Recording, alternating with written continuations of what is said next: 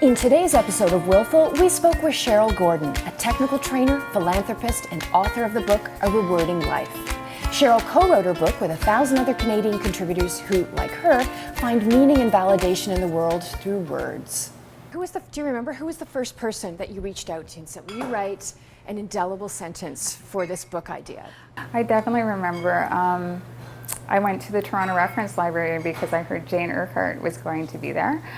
She was promoting a book, and I had kind of rehearsed my pitch, and I didn't know how she was going to react, of course, because here I'm asking, a pretty famous author to do me a favor. I was just going to ask her to do something out of the goodness of her heart, so I didn't know how she was going to react. So I made sure I was the last person in line, and I just, bent down, and I had a book of hers, and I asked her to sign it, and then I just kind of told her, on a high level what I wanted to do, and she just looked at me, and I remember the expression on her face, she was just mesmerized, and she said to me, that sounds like a wonderful project, I'd love to help. And it was as simple as that. Wow. And I remember thinking, well, that was pretty easy. Has writing your first book opened up your sense of possibility for other creative projects? To be honest, it has been a quixotic dream of mine to develop a series of A Rewording Life. And I'll define quixotic because I don't expect most of the population, like myself, before writing A Rewarding Life.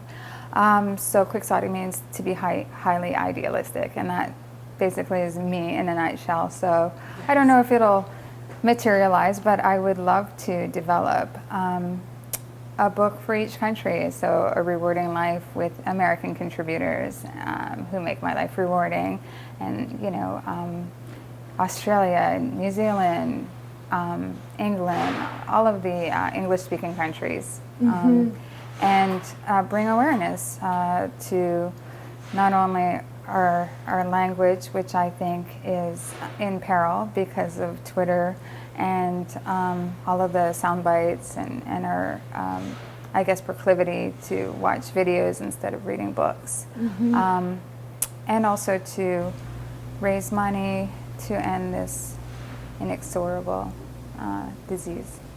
Yeah. Sheryl, what's your definition of success? Well, that's a very good question. And I think it's evolved. I think when I was younger, success meant material possessions. And now it means something completely different. I think for me, success is doing what you love and feeling passionate about something.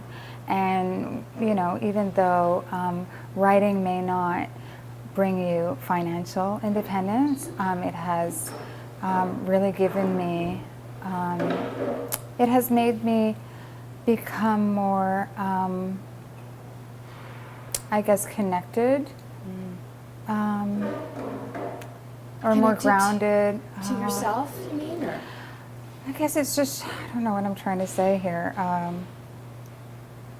Well, essentially it's helped me live a more rewarding life. And my definition of a rewarding life is to be able to learn new things. So all of those words that were once very obscure and bemusing to me now have clarity. Being able to discover and collaborate with all of these wondrous and wonderful and altruistic Canadians. And lastly, to potentially try and raise money for an organization that is close to my heart. Yeah. Sheryl, thank you for being willful. Well, thank you very much for having me here, and thank you for being one of the many contributors to A Rewarding Life. You gave this book some girth.